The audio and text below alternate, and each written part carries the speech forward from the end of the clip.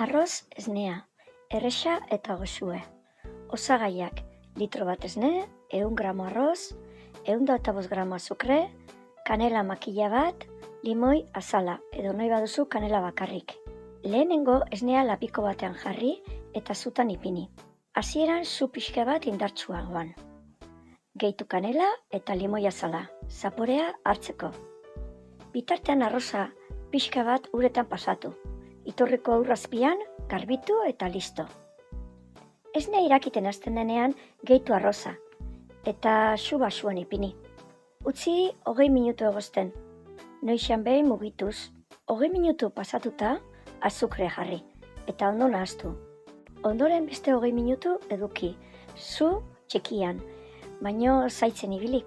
Guztira 40 minutu inguru eta prest. Kendu kanela eta limoi azala eta nahi baduzu bertan jarri.